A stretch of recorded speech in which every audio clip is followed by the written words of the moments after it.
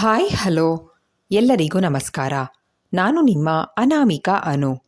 ಅಭಿವ್ಯಕ್ತಿ ಕಥಾಲೋಕಕ್ಕೆ ಸ್ವಾಗತ. ಅನುಬಂಧ ಕಥೆಯ 9ನೇ ಅಧ್ಯಾಯವನ್ನು ಶುರು ಮಾಡೋಣ. ಬಿಟ್ಟ ಕಣ್ಣು ಬಿಟ್ಟಂತೆ ಸೂರಜ್ನನ್ನೇ ನೋಡ್ತಾ ಇದ್ದ ಸಾನ್ವಿಯ ಭುಜ ಬಳಸಿ ಅವಳನ್ನು ಎಬ್ಬಿಸಿದವನು ತನ್ನೆದುರಲ್ಲೇ ಸಾವಿರಾರು ಪ್ರಶ್ನೆಗಳನ್ನು ಹೊತ್ತು ನಿಂತಿದ್ದ ತನ್ನ ಹಾಗೂ ತನ್ನ ಮಡದಿಯ ಹೆತ್ತವರಿಗೆ, ನೋಡಿ, ನಿಮ್ಮೆಲ್ರಿಗೂ ಈಗ ನನ್ನಲ್ಲಿ ಕೇಳೋದಕ್ಕೆ ಸಾವಿರಾರು ಪ್ರಶ್ನೆಗಳಿದ್ದಾವೆ ಅಂತ ಗೊತ್ತು.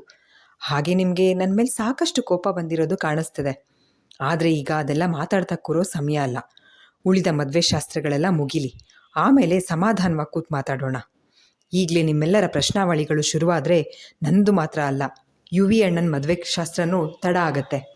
ಆಮೇಲೆ ಅವನು ನಾನು ಚೆನ್ನಾಗಿ ಬೈಕೋತಾನೆ ಅಲ್ವೇನೋ ಅಣ್ಣ ಎಂದು ಯುವರಾಜ್ ಕಡೆ ನೋಡಲು ಅವನು ನಕ್ಕು, ಹಾಗೆಲ್ಲ ಏನಿಲ್ಲ ಸೂರಿ, ಆದರೂ ನೀನು ಹೇಳಿದಾಗೆ ಮೊದಲು ಮದುವೆ ಶಾಸ್ತ್ರಗಳೆಲ್ಲ ಮುಗಿದ ಮೇಲೆ ಇಲ್ಲಿ ನೀನು ಮಾಡಿದ ಕೆಲಸದ ಬಗ್ಗೆ ಕ್ಲಾರಿಫಿಕೇಷನ್ ಕೊಡು ಎಂದ.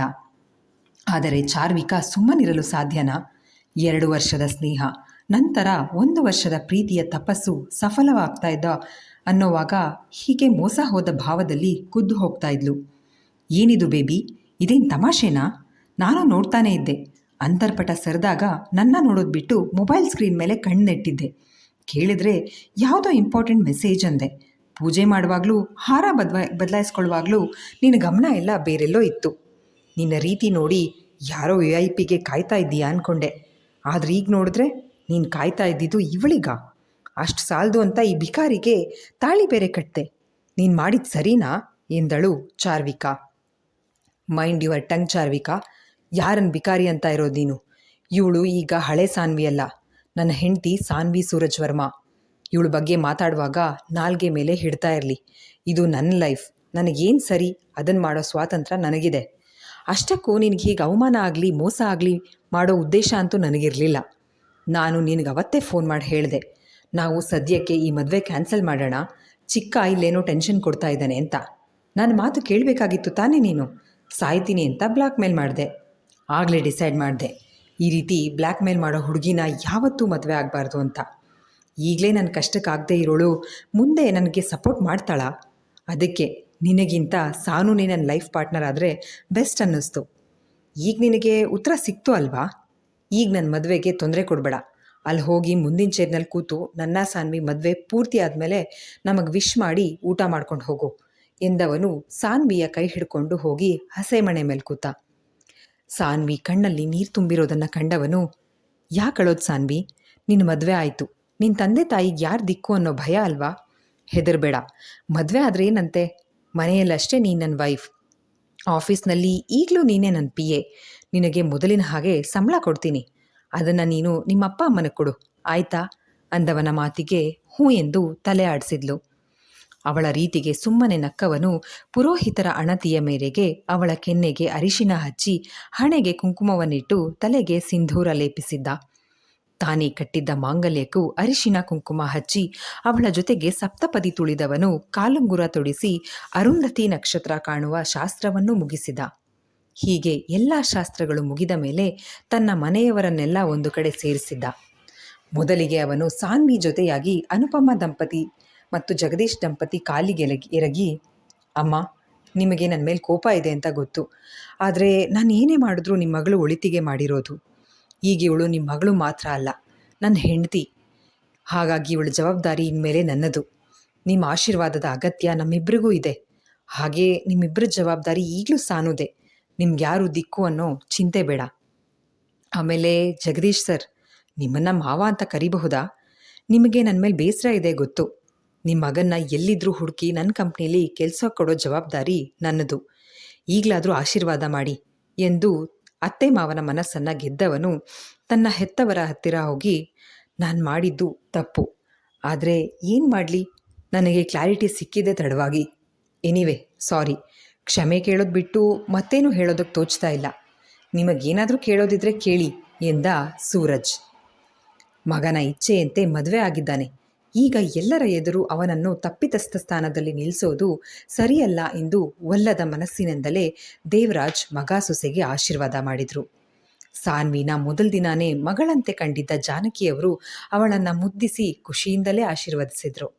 ಇನ್ನು ಮನೆಯ ಹಿರಿಜೀವ ದುರ್ಗಾದೇವಿಯವರು ಸಹ ಯಾವುದೇ ಬೇಸರ ತೋರದೆ ಈ ನವಜೋಡಿಗೆ ತಮ್ಮ ತುಂಬು ಹೃದಯದಿಂದಲೇ ಆಶೀರ್ವಚನ ನೀಡಿದರು.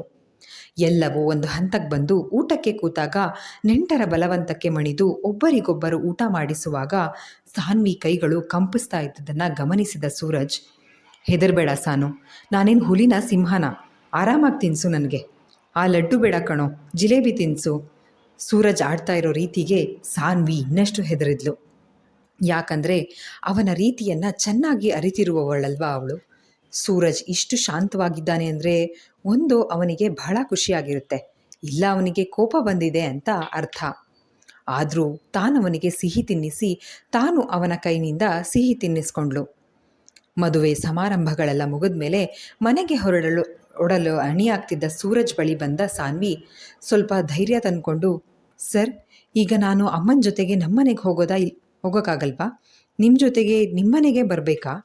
ಹಾಗೆ ನಿಮ್ಮ ಜೊತೆಗೆ ಬರಬೇಕು ಅಂದರೆ ಮೊದಲು ನನ್ನ ಪ್ರಶ್ನೆಗೆ ಉತ್ತರ ಕೊಡಿ. ಹೀಗೆ ಹೇಳ್ದೆ ಕೇಳದೆ ನನಗೆ ಯಾಕೆ ನೀವು ತಾಳಿ ಕಟ್ಟಿದ್ದು?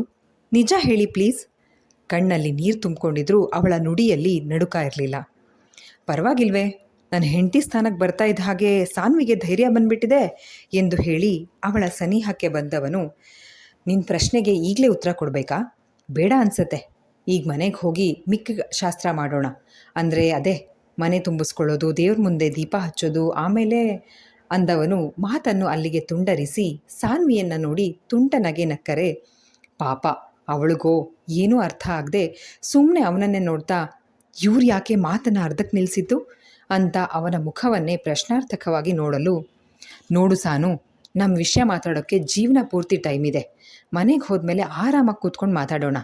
ಈಗ ನನ್ನ ವಸ್ತುಗಳನ್ನು ಪ್ಯಾಕ್ ಮಾಡೋಕ್ಕೆ ಹೆಲ್ಪ್ ಮಾಡ್ತೀಯಾ ಅಂತ ಕೇಳ್ದ. ಅವನ ಮಾತಿಗೆ ಒಪ್ಪಿ ಕಬೋರ್ಡ್ನಲ್ಲಿದ್ದ ಅವನ ವಸ್ತುಗಳನ್ನು ತೆಗೆದು ಸೂಟ್ ಕೇಸ್ನಲ್ಲಿ ಪ್ಯಾಕ್ ಮಾಡ್ತಾ ಉಳಿದ್ಲು.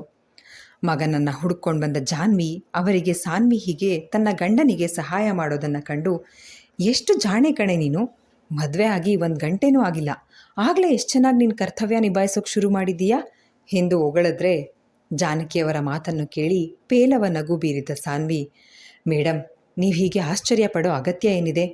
ಎಷ್ಟೇ ಆದರೂ ನಾನು ಸರ್ PA, ಹೀಗೆ ಅವರಿಗೆ ಸಹಾಯ ಮಾಡೋದು ನನ್ನ ಕೆಲಸದ ಒಂದು ಭಾಗ ಅಷ್ಟೇ.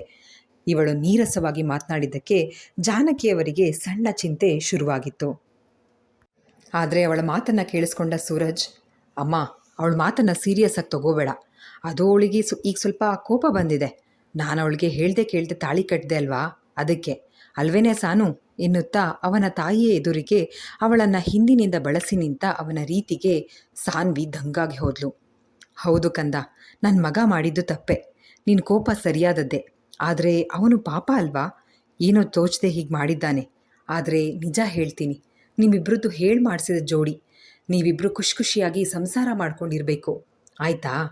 ಅದಕ್ಕೆ ನೀನು ಬೇಗ ಕೋಪ ತಣ್ಣಗೆ ಮಾಡ್ಕೋಕಂದ ಎಂದು ಹೇಳಿದವರು, ಬೇಗ ಪ್ಯಾಕಿಂಗ್ ಮುಗಿಸ್ಕೊಳ್ಳಿ, ಒಳ್ಳೆ ಮುಹೂರ್ತದಲ್ಲಿ ನನ್ನ ಸೊಸೆನ ಮನೆ ತುಂಬಿಸ್ಕೊಳ್ಬೇಕು, ನೀತಾಗೆ ಸಹ ಹೋಗಿ ಹೇಳ್ಬರ್ತೀನಿ ಅಂದವರ ಧ್ವನಿಯಲ್ಲಿ ಸತ್ವವೇ ಇರಲಿಲ್ಲ.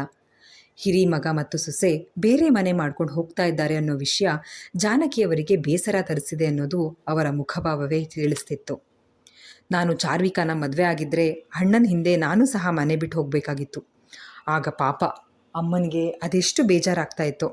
ಹೇಳ್ಕೊಂಡು ನಿಂತಿದ್ದವನು ಜಾನಕಿಯವರು ರೂಮ್ ಹೊರಗೆ ಹೋದ್ಮೇಲೂ ಸೂರಜ್ ಅವಳ ನಡು ಬಳಸಿಯೇ ನಿಂತಿದ್ದ. ಮೆಲ್ಲಗೆ ತನ್ನ ಗಲ್ಲವ ಅವಳ ಭುಜದ ಮೇಲಿರಿಸಿ ಅವಳ ಕಿವಿ ಹತ್ತಿರಕ್ಕೆ ಬಾಗಿ, ನೀನಿವತ್ತು ತುಂಬ ಮುದ್ದಾಗಿ ಕಾಣ್ತಾ ಇದ್ದೀಯ ಸಾನು, ನನ್ನ ಸೆಲೆಕ್ಷನ್ ಮೇಲೆ ನನಗೆ ಹೆಮ್ಮೆ ಇದೆ ಎಂದವನು ಅವಳ ಕಿವಿಯ ಮೇಲೆ ಮುತ್ತಿಟ್ರೆ ಅವಳು ಸಣ್ಣದಾಗಿ ಕಂಪಿಸಿದ್ದು ಅವನ ಗಮನಕ್ಕೂ ಬಂದಿತ್ತು.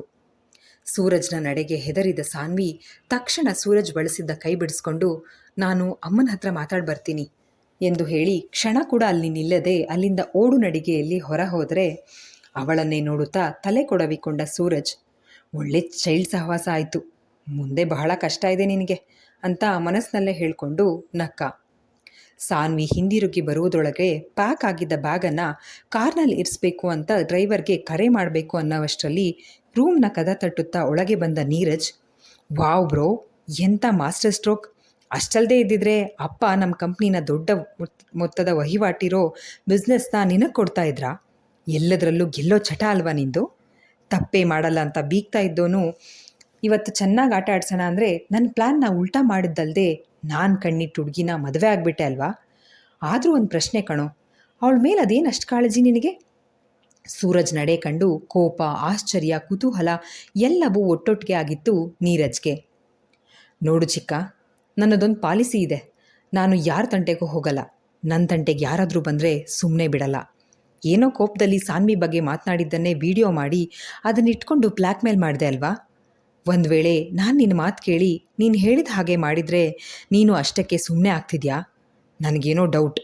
ನಿನ್ನ ಜಾಗದಲ್ಲಿ ಬೇರೆ ಯಾರೇ ಹೀಗೆ ಬ್ಲ್ಯಾಕ್ ಮೇಲ್ ಮಾಡಿದರೂ ಅವ್ರ ಕತೆ ಬೇರೆಯೇ ಆಗಿರೋದು. ನೀನು ಎಷ್ಟೇ ಆದರೂ ನನ್ನ ತಮ್ಮ. ನಿನಗೆ ಯಾವುದೇ ತೊಂದರೆ ಆಗದೆ ನಿನ್ನ ಪ್ಲ್ಯಾನ್ ಫೇಲ್ ಆಗಬೇಕು. ನನ್ನ ಹೆಸರು ಹಾಳಾಗಬಾರ್ದು. ನಂಬಿಕೆ ಇಟ್ಟು ನನ್ನ ಹತ್ರ ಕೆಲಸ ಮಾಡ್ತಾ ಇರೋ ಹುಡುಗಿ ಬಾಳು ಹಾಳಾಗಬಾರ್ದು. ಅದಕ್ಕೆ ನಾನು ಈ ನಿರ್ಧಾರ ಮಾಡಿದ್ದು. ಒಂದೇ ಕಲ್ಲಲ್ಲಿ ಎರಡಲ್ಲ 3 ಹಕ್ಕಿ ಹೊಡೆದೆ. ಹೇಗೆ ನಾವು?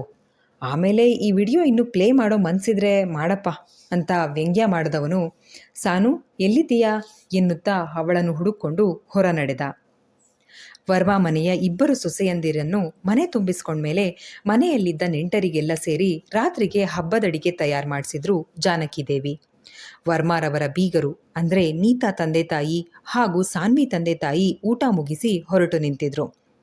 ಮೊದಲೇ ಮನೆಯಲ್ಲಿ ಸೂರಜ್ ಅಪ್ಪಣೆ ಆಗಿತ್ತು. ಮನೆಯಲ್ಲಿ ಯಾರು ಸಾನ್ವಿ ಹೆತ್ತವರನ್ನ ಬಡವರು, ಮಿಡಲ್ ಕ್ಲಾಸ್ ಅಂತೆಲ್ಲ ಹಂಗಿಸ್ಬಾರ್ದು. ನೀತಾ ತಂದೆ ತಾಯಿಗೆ ಸಿಗೋ ಹಾಗೆ ಗೌರವನ ಇವ್ರಿಗೂ ಸಿಗಬೇಕು ಅಂತ ಹೇಳಿದ್ದ. ಇಷ್ಟು ದೊಡ್ಡ ಶ್ರೀಮಂತರು ತಮ್ಮನ್ನ ಬೀಗರು ಅನ್ನೋ ಆತ್ಮೀಯತೆಯಿಂದ ಉಪಚರಿಸಿ ಬೀಳ್ಕೊಡುವಾಗ ಮಗಳ ಅದೃಷ್ಟದಿಂದ ತಮಗೂ ಇಷ್ಟು ಮರ್ಯಾದೆ ಸಿಕ್ತು ಅಂತ ಸಂತೋಷಪಟ್ಟರು ಅನುಪಮ. ಆದರೆ ಅಪ್ಪ ಅಮ್ಮ ಹೊರಟು ನಿಂತಾಗ ನಾನು ನಿಮ್ಮ ಜೊತೆಗೆ ಬರ್ತೀನಿ, ಇಲ್ಲಿರಲ್ಲ ಅಂತ ಒಂದೇ ಸಮನೆ ಹಠ ಮಾಡಿ ಅಳ್ತಾ ಇದ್ದ ಸಾನ್ವಿನ ಅವರ ತಾಯಿ ರಮಿಸಿ ಮುತ್ತಿಸಿ ಒಪ್ಸೋದ್ರಲ್ಲಿ ಸುಸ್ತಾಗಿ ಹೋಗಿದ್ರು. ಇದೆಲ್ಲವನ್ನು ಕಂಡ ಸೂರಜ್ ಮಾತ್ರ ಒಳಗೊಳಗೆ ಬೇಸರ ಮಾಡಿಕೊಂಡ. ತುಂಬ ಮುಗ್ಧೆ ಅಂದ್ಕೊಂಡಿದ್ದೆ, ಅಲ್ಲ ಇದೊಂದು ಪೆದ್ದು. ಇಷ್ಟು ಹ್ಯಾಂಡ್ಸಮ್ ಗಂಡ ಸಿಕ್ಕಿದ್ದಾನೆ, ಅದೃಷ್ಟ ಮಾಡಿದ್ದೀನಿ ಅಂದ್ಕೊಳ್ಳೋದು ಬಿಟ್ಟು ಅಮ್ಮನ ಮನೆಗೆ ಹೋಗ್ತೀನಿ ಅಂತ ಹಠ ಮಾಡುತ್ತೆ ಪೆದ್ದು. ಇರಲಿ ಬಿಡು, ನಾನು ನೋಡ್ತೀನಿ ಇನ್ನೆಷ್ಟು ದಿನ ಹೀಗೆ ಅಂತ. ಈಗ ಅಳ್ತಾ ಇರೋ ಈ ಹುಡುಗಿನೇ ನಿಮ್ಮ ಪ್ರೀತಿ ಬೇಕು, ನನ್ನ ಗಂಡ ಅಲ್ವಾ ನೀವು ಅಂತ ನನ್ನ ಹಿಂದೆ ಬರೋ ಹಾಗೆ ಮಾಡ್ತೀನಿ ಅಂತ ಮನಸ್ಸಿನಲ್ಲಿ ಏನೋ ಲೆಕ್ಕಾಚಾರ ಹಾಕಿ ತನ್ನ ಕೋಣೆ ಸೇರಿಕೊಂಡ. ಪಾಪದ ಹುಡುಗಿ ಅಪ್ಪ ಅಮ್ಮನ್ನ ಇದ್ದಕ್ಕಿದ್ದ ಹಾಗೆ ಬಿಟ್ಟಿರೋದು ಎಷ್ಟು ಕಷ್ಟ ಅನ್ನೋದನ್ನು ಅರ್ಥಕೊಂಡು ತಾನೇ ಅವಳಿಗೆ ಸಮಾಧಾನದ ಮಾತುಗಳನ್ನು ಹೇಳಬಹುದಿತ್ತು ಸೂರಜ್. ಆದರೆ ತನ್ನನ್ನು ತಾನು ಎಷ್ಟೇ ಒಳ್ಳೆಯವನು ಅಂತ ಅಂದ್ಕೊಂಡ್ರೂ ಅವನಿಗಿದ್ದ ಅಹಂ ಸಾನು ಮುಗ್ಧ ಮನಸ್ಸನ್ನು ಅರ್ಥ ಮಾಡಿಕೊಳ್ಳಲು ಅಡ್ಡ ಆಯಿತು. ಅಂತೂ ತನ್ನ ಕಣ್ಣೀರು ದುಃಖಕ್ಕೆ ಈ ಮನೆಯಲ್ಲಿ ಜಾಗವಿಲ್ಲ ಅಂತ ಅಪ್ಪ ಅಮ್ಮ ಹೊರಟ ನಂತರ ತನ್ನ ತಾನು ಸಾವರಿಸ್ಕೊಂಡು ಜಾನಕಿಯವರು ತಿಳಿಸಿದಂತೆ ಮತ್ತೆ ಮಿಂದೆದ್ದು ಬಂದ ಸಾನ್ವಿ ಅವರು ನೀಡಿದ ಸೀರೆಯುಟ್ಟು ಅವರು ಎಷ್ಟೇ ಬಲವಂತ ಮಾಡಿದ್ರೂ ಯಾವುದೇ ಮೇಕಪ್ ಮಾಡಿಕೊಳ್ಳದ ಹುಡುಗಿಯ ಕೈಯಲ್ಲಿ ಹಾಲಿನ ಲೋಟ ಕೊಟ್ಟು ಸೂರಜ್ ಕೋಣೆಗೆ ಬಿಟ್ಟು ಹೋದ್ರು ಜಾನಕಿ. ರೂಮಿನೊಳಗೆ ಬರುವಾಗ ಹುಲಿ ಬೋನ್ನ ಒಳಗೆ ಬರುತ್ತಿದ್ದ ಜಿಂಕೆಯಂತೆ ಹೆದರಿದ್ಲು ಸಾನ್ವಿ. ಒಳಗೆ ಬಂದು ಸುತ್ತಲೂ ಕಣ್ಣಾಡಿಸಲು ಹೂವುಗಳಿಂದ ಅಲಂಕೃತಗೊಂಡಿರುವ ಮಂಚ, ಅಲ್ಲದೆ ಇಡೀ ರೂಮಿನ ಡೆಕೋರೇಷನ್ ಕಂಡು ಉಗುಳು ನುಂಗಿದ ಹುಡುಗಿ, ಇದೆಲ್ಲ ಬೇರೆ ಕರ್ಮ, ನನ್ನಿಂದ ಇದೆಲ್ಲ ಸಾಧ್ಯ ಇಲ್ಲ. ಏನಪ್ಪ ದೇವ್ರೆ, ನಾನೇನು ಪಾಪ ಮಾಡಿದ್ದೆ ಅಂತ ಈ ಐಸ್ ಕ್ರೀಮ್ ಜೊತೆಗೆ ನನ್ನ ಮದುವೆ ಮಾಡಿಸ್ಬಿಟ್ಟೆ? ಮನದಲ್ಲೇ ಗೊಣಗಿಕೊಳ್ಳುತ್ತಿದ್ದ ಹುಡುಗಿ ಎದುರು ದಿಂಬು ಮತ್ತು ಬ್ಲ್ಯಾಂಕೆಟ್ ಹಿಡಿದ ಸೂರಜ್, ಆ ಸೋಫಾ ಸಾಕಾ ಇಲ್ಲ ಇನ್ನೊಂದು ಬ್ಲ್ಯಾಂಕೆಟ್ ಕೊಡ್ಲಾ, ನೆಲದ ಮೇಲೆ ಹಾಸಿಗೆ ಹಾಸಿ ಮಲ್ಗಕ್ಕೆ ಎಂದವನ ಮಾತಿಗೆ ನಾನು ಬೇರೆ ಮಲಗಬೇಕಾ? ಇವನು ಏನು ಮಾಡಿಬಿಡ್ತಾನೋ ಅನ್ನೋ ಭಯದಲ್ಲಿ ಬಂದಿದ್ದ ಹುಡುಗಿಗೆ ಇವನ ರೀತಿ ಕಂಡು ಗೊಂದಲ ಆಗಿತ್ತು. ನಾನು ಮಾಡಿದ ತಪ್ಪನ್ನು ಸರಿ ಮಾಡಬೇಕಾಗಿತ್ತು, ಅದಕ್ಕೆ ನಿನ್ನ ಕೊರಳಿಗೆ ತಾಳಿ ಕಟ್ಟಿದ್ದು ಅಷ್ಟೇ. ಈ ರೂಮಿಂದ ಆಚೆ ನಾವಿಬ್ಬರು ಗಂಡ ಹೆಂಡ್ತಿ, ಒಳಗಡೆ ನಾನು ನಿನ್ನ ಬಾಸ್, ನೀನು ನನ್ನ PA, ತಿಳಿತಾ ಎಂದನು. ಹ್ಞೂ ಸರ್ ಎಂದವಳು ಅಲ್ಲೇ ಇದ್ದ ಟೇಬಲ್ ಮೇಲೆ ಅವಳು ತಂದಿದ್ದ ಹಾಲಿನ ಲೋಟವನ್ನು ಇಟ್ಟು ಮತ್ತೇನೂ ಮಾತನಾಡದೆ ಹೋಗಿ ಸೋಫಾ ಮೇಲೆ ಮುದುರಿ ಮಲಗಿದ್ದ.